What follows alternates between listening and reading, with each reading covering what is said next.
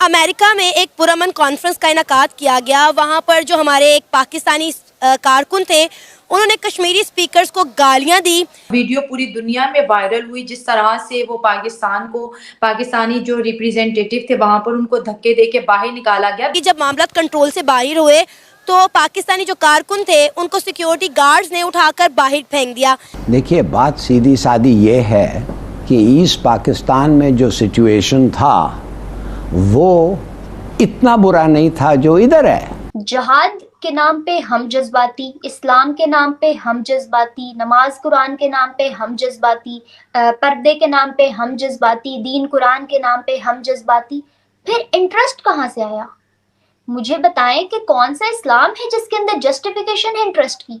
ये कैसा इस्लामी मुल्क है जो दूसरों को इस्लाम सिखा रहा है और खुद इस्लामी मुल्क से इंटरेस्ट पे लोन ले रहा है? और फिर सर हम कहते हैं कि इंटरनेशनली हमें वो रिस्पेक्ट नहीं दी जाती जो इंडियंस को दी जाती है। हमने कभी नहीं देखा कि कोई इंडियन इंटरनेशनली किसी कॉन्फ्रेंस में जाकर इस तरह गालियां दे रहा हो। अब यह है कि बीजिंग में इसकी ये मुलाकात हुई है चाइना के डिप्लोमेट्स और इंडिया की फॉरेन मिनिस्ट्री के डिप्लोमेट्स। ठीक है ना, कि यहां से इंडिया के लोग बीजिंग में गए हैं और वहां जाके मुज़ाकरात किए, तो एक बर्फ पिघली है। अब इस बर्फ वो लोग अपना रिलीजन बाद में, अपना नेशन फर्स्ट रखते हैं।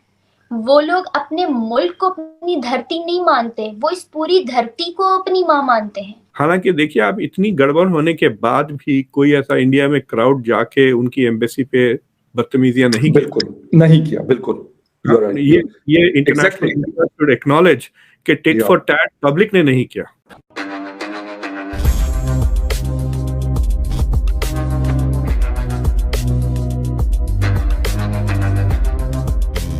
नमस्कार दोस्तों, जब से कश्मीर में आर्टिकल 370 हटा है तब से पाकिस्तान आग बबूला हुआ है और अब कश्मीर के तरक्की देख करके पाकिस्तान की रात की नींद और दिन का चैन दोनों हराम हो चुका है।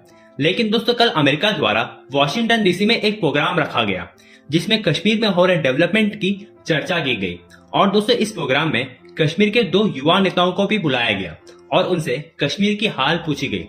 तो दोस्तों, इसी दौरान उन नेताओं ने कश्मीर में डेवलपमेंट के बारे में बात तो कहा और साथ में उन्होंने अपने साथ बीती हुई पाकिस्तान द्वारा टॉर्चर किए बात को भी कहने लगे। उन्होंने कहा कि किस तरह से पाकिस्तान के टेररिस्ट उन्हें धमका करके कहते हैं कि कोई भी भारत सरकार की तारीफ नहीं करेगा और कश्मीर में हो रहे डेवलपमेंट के ऊपर बात भी नहीं करेगा। उन्होंने भारत के खिलाफ सिर्फ प्रोपेगेंडा ही करना है। ऐसा ना करने पर उन्हें AK-47 दिखा करके धमकाया भी जाता था। और दोस्तों, इन सब बातों को सुन करके वहां पर बैठे एक पाकिस्तानी पत्रकार भड़क उठे और उन नेताओं को गालियां भी देने लगे, जिसके बाद उस प्रोग्राम में मौजूद कार्यकर्ताओं ने उसे धक्के मार करके बाहर निकाल दिया। और ये वीडियो पूरी भारत और पाकिस्तान में भी काफी ज्यादा वायरल हो चुकी है। तो चलिए दोस्तों, इसी पर आगे पाकिस्तानी मीडिया का रिएक्शन देखते हैं। जैसा कि आप जानती हैं कि शुरू से लेकर अब तक पाकिस्तान हर बार अक़वाम मुत्तहिदा में, यूनाइटेड नेशंस में हमेशा कश्मीर का मुद्दा रखता है।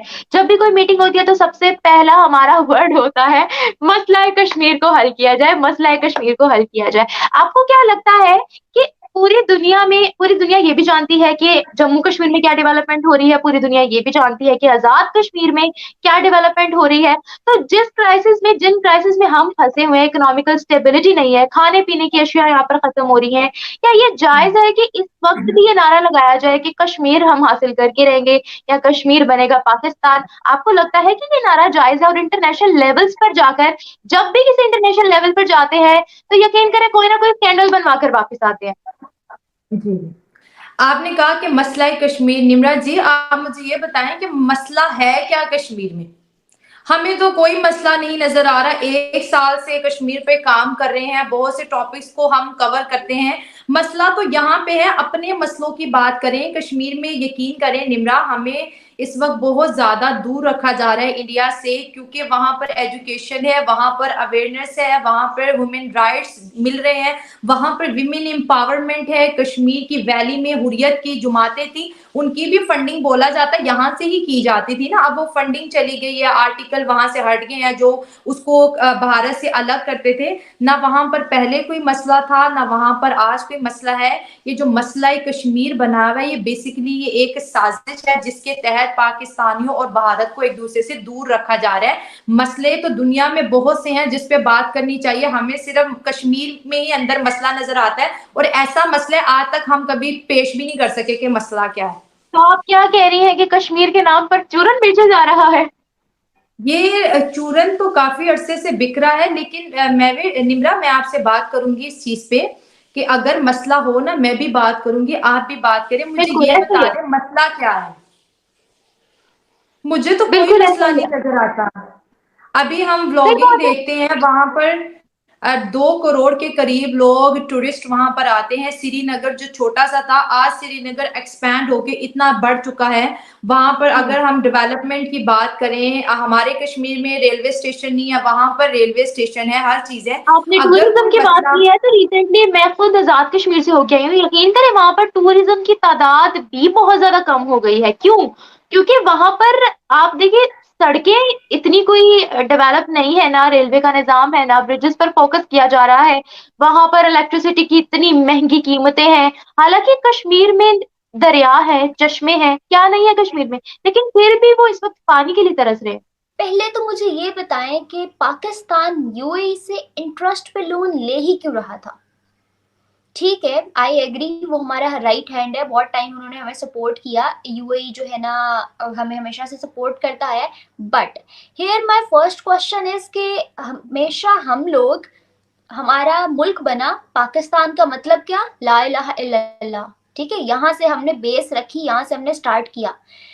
जहाद के नाम पे हम जज्बाती, इस्लाम के नाम पे हम जज्बाती, नमाज कुरान के नाम पे हम जज्बाती, पर्दे के नाम पे हम जज्बाती, दीन कुरान के नाम पे हम जज्बाती।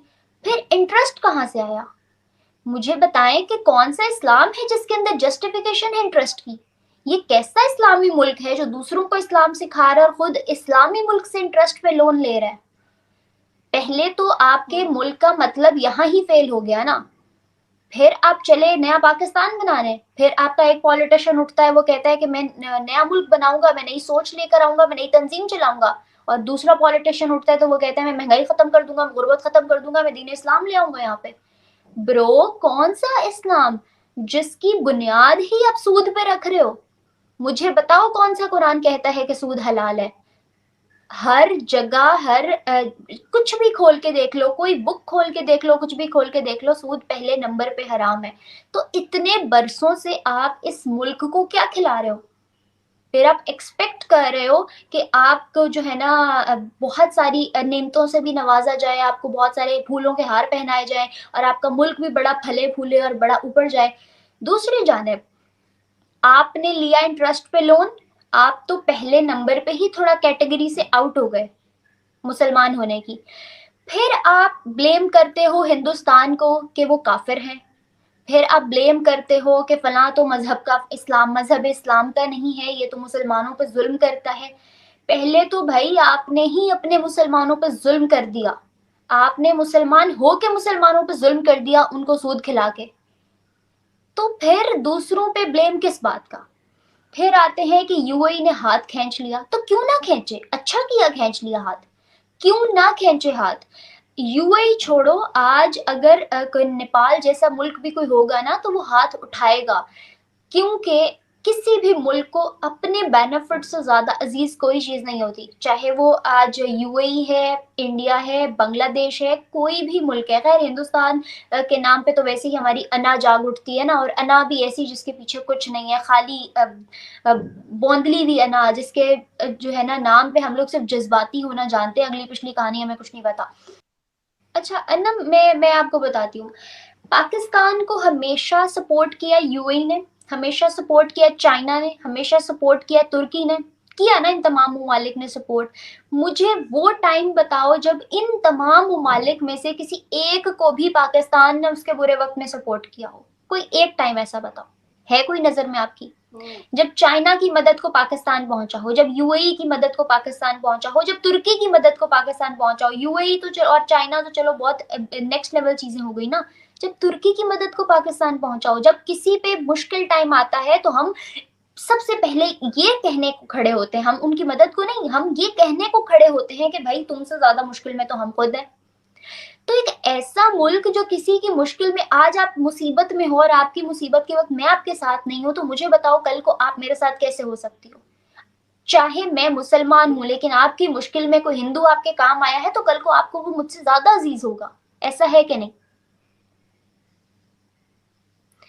तो दिस बिल्कुल थिंग, ऐसे ही है, दिस बिल्कुल थिंग, आपकी बात ठीक हाँ, है। एक जानिब ऐसा अगर ही हम है। देखें तो बहुत सी यहाँ पर भी लोगों ने कहा है कि जो इंडिया है या प्राइम मिनिस्टर नरेंद्र मोदी है, उसकी एक खासियत है कि उन्होंने पूरी दुनिया में, चाहे वो छोटा मुल्क हो, चाहे गरीब मुल्क हो या बड़ा मुल्क हो, तरक्की याफ्ता मुल्क हो, किसी के साथ बिगाड़ी नहीं है। और हम भी देखते हैं कि ऐसा है भी कि उन्होंने किसी के साथ बिगाड़ी नहीं है, बल्कि बाउंडिंग बना के रखी हुई है कि अना कभी अना भी कोई भी काम आ सकता है। हाँ, आपने कहा कि लोग कहते हैं कि उन्होंने बिगाड़ी नहीं है, उन्होंने करेक्ट की है। मैंने भी बहुत पब्लिक इंटरव्यूज किए हैं, यकीन करो बात ऐसे नहीं करते लोग। लोग पता है बात क्या करते हैं कि वो लोग बहुत चालाक हैं, उन्होंने सबको अपने काबू में किया हुआ है, सब पे हुकूमत करने के लिए ये किया हुआ है। भाई अक्लमंद, क्या मैं कहूँ, अक्लमंद वर्ड को शर्मिंदा करने वाली बात है। जाहिलो, तुम लोगों को किसी ने ये नहीं बताया कि हुकूमत करने के लिए एक अदद दिमाग चाहिए होता है, एक अदद ब्रेन गेम खेलनी पड़ती है आपको।